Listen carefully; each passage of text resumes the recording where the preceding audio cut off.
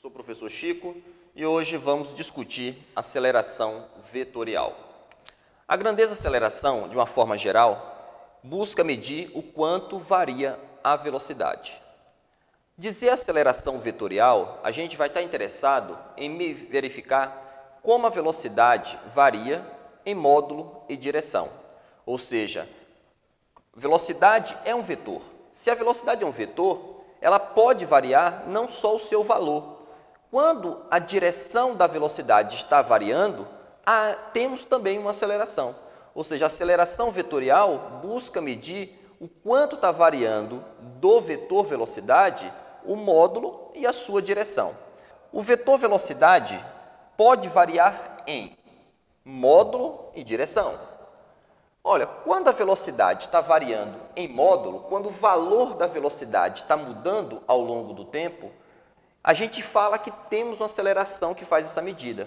A aceleração que mede exclusivamente a mudança no módulo da velocidade, essa aceleração é chamada de aceleração escalar ou tangencial. Então, se o vetor velocidade está variando em módulo, temos uma aceleração chamada de aceleração escalar.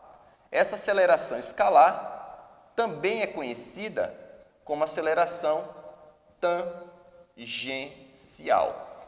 E quanto que vale essa aceleração escalar ou tangencial? Essa aceleração escalar ou tangencial é simplesmente dado pelo quanto está variando o módulo da velocidade dividido pelo tempo.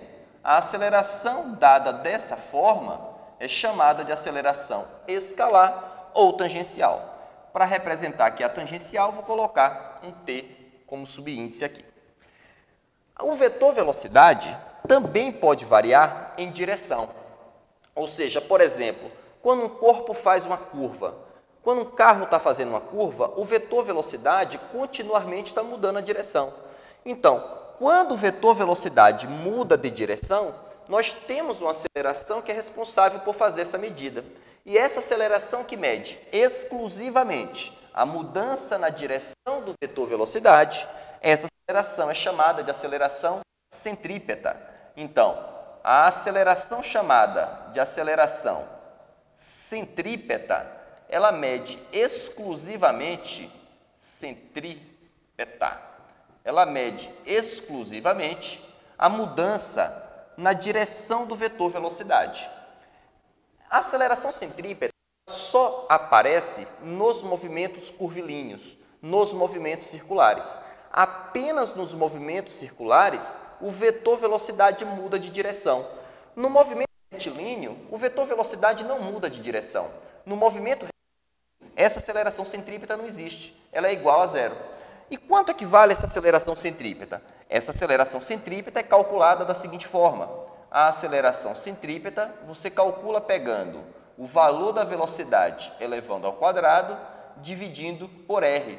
Quem é R aqui? R aqui seria o raio da circunferência descrita pelo corpo. Essa é a expressão matemática para calcular a aceleração centrípeta.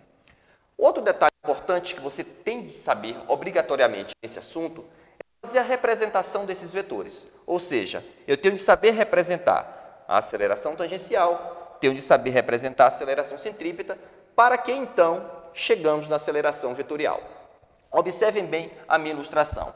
Imagine que eu tenho um objeto que está se movimentando no sentido horário nessa circunferência.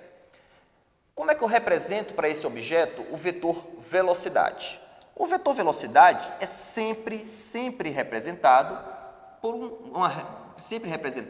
tangente a essa circunferência no ponto que o corpo se encontra. Ou seja, dada a reta tangente, o vetor velocidade está sempre tangente à circunferência.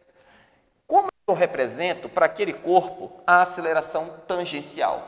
Pelo próprio nome, a aceleração é chamada de tangencial, ela também é tangente à circunferência no ponto. Ou seja, a aceleração tangencial ela tem a mesma direção da velocidade. Aqui está a aceleração tangencial. Uma dica importante. Se a aceleração tangencial tem o mesmo sentido da velocidade, Isso indica que a velocidade está aumentando, é o movimento acelerado.